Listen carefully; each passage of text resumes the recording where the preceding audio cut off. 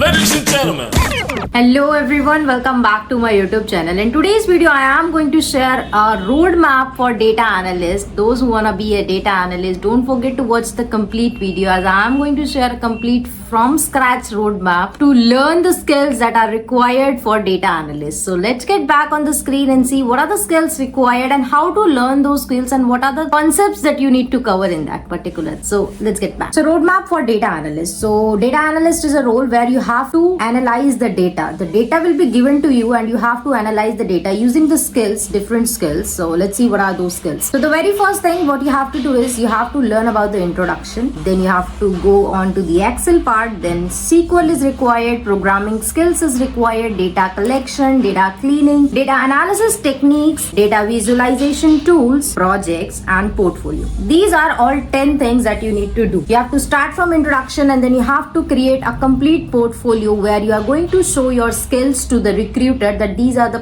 projects that you have worked on. These are the skills that you already have. So let's see what are the in-depth things that you need to cover in these. So very first thing is the introduction. So in the part of the introduction, what I mean by the introduction is that you have to understand what data analysis is. What is the role of the data analyst? What is the importance of like data-driven decision making? So basically data analysts are those who are given the data and on the basis of the data, they have to analyze the data and make the decision whether the investor or the company's owner should invest in that particular thing or not, or how they have to deal with the customer, what is the customer requirement and anything could be. So that is a part of the data analyst. So you have to learn about the role, that what is the role that you are going to offer if you are hired for the data analyst, and what are the skills required. You have to research about it. You can use LinkedIn for this purpose or you can use Medium website for this. Another thing I would suggest you to do is go and ask ChatGPT what are the roles, all the questions that you have. Another thing is you have to also explore the industry use cases, that how the data analysts are being driven. Like basically if the company is hiring you, then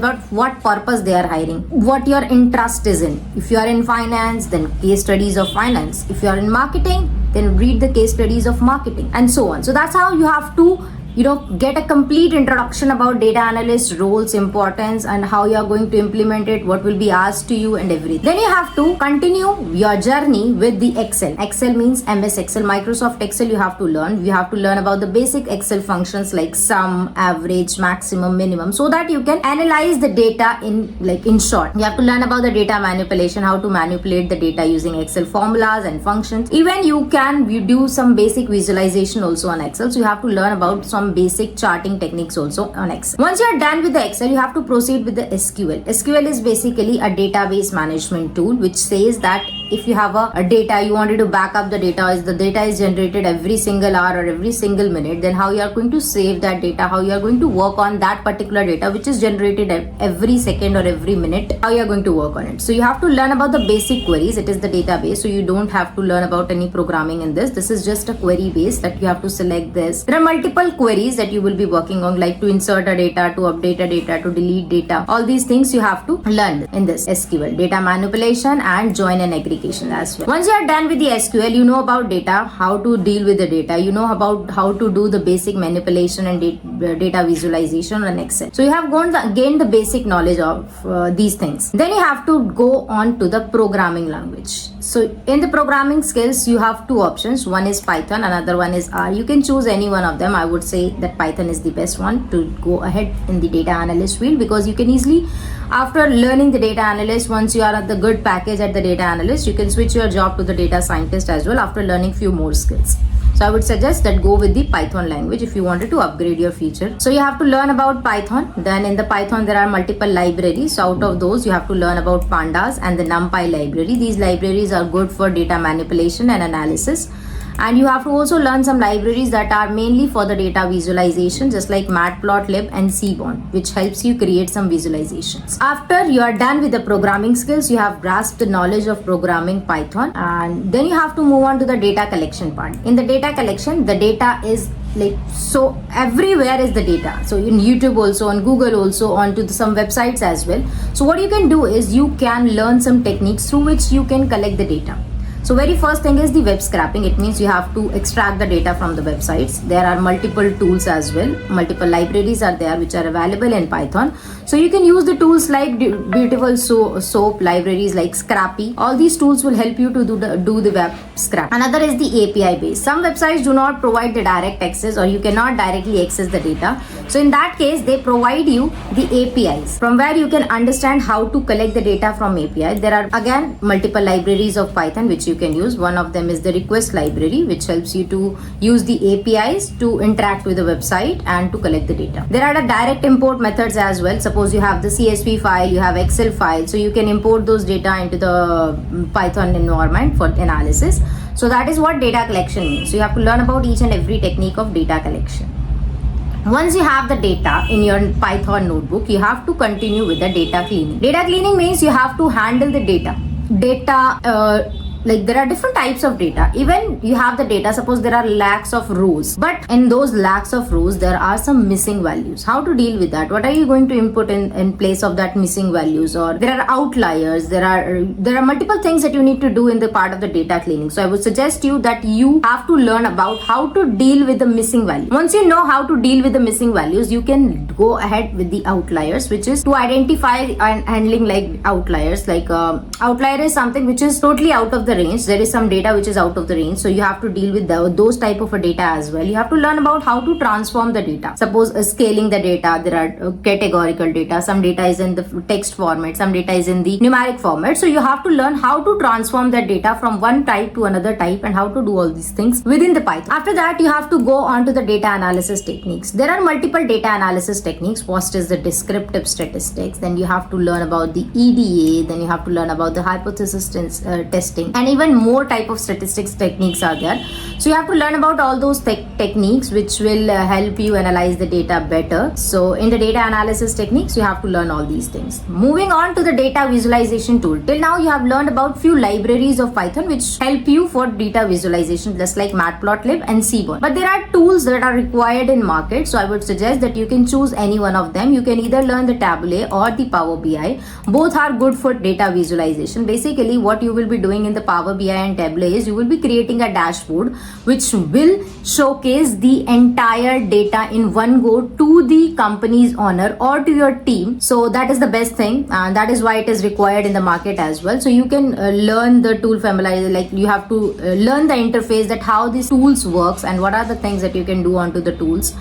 You have to learn about creating bar charts, line chart, scatter chart, even the storylines are also there. So you have to learn all those things. Once you are done with data visualization, data analysis techniques, data cleaning techniques, data collection, and so on that we have discussed so far in this video, you have to now create projects which are the real world project. You have to work on the real data sets. What you can do is you can use the Kaggle website, or even there are some government authorized websites also. You can use those websites to get the data, and you have to work on that data. Once you have worked on that data, I would recommend you to post those things on LinkedIn so that you will have a good connection and a good network on LinkedIn to get a job. So you have to focus on the project which is relevant to the industry you are interested in. It's not like you are doing one project on healthcare, another project on finance, and so on. No, you have to choose your domain that in which you are interested in. Suppose I'm a person who is more interested in finance, so I will do all the projects onto the finance, so that whichever company is looking, whichever company is working in the finance domain can hire me easily, because they have the trust, reliability that okay, I am into finance, I know all about finance, the terms which are used in finance and everything, so they can easily hire me. There won't be any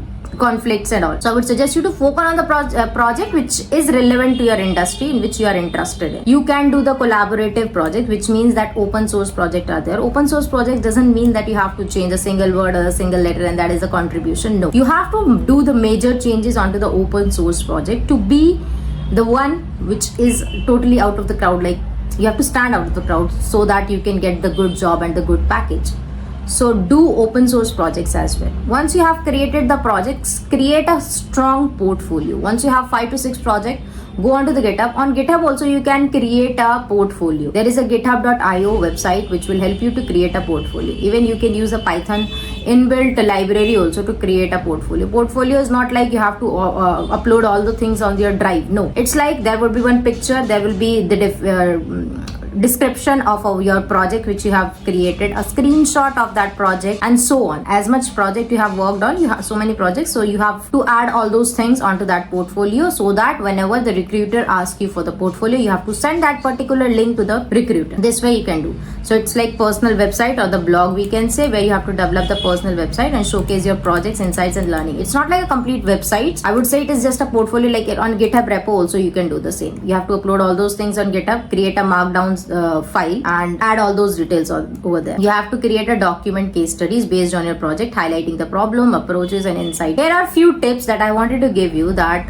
you can build a portfolio of the project. You can develop projects such as predicting sales trends or the customer segmentation to showcase your skills. These are just the few basic examples that I am adding up. You can join the Kaggle competitions as well. This is also the good way to get interacted with the recruiters and also to learn from the community. There are few online courses and certification that you can enroll on. So enroll in the courses, which for this you can utilize the platform like Coursera, edX, Udemy, DataCamp, or even Great Learning as well. So you can gain the learning and the validation as well through those courses. So certifications will be provided to you, so you can add those certification onto your LinkedIn profile. You have to stay informed that what is going on in the latest trend onto the market, like which are the tools required, what are the techniques used, and you have to read those blogs as well. So just like you are active on Instagram, you are active on WhatsApp, stay active on LinkedIn as well. This will help you to grow in your future. You have to explore the advanced topics as well. Suppose there is a company who was mentioned, the data analyst with the machine learning basics. So you have to learn about basics as well.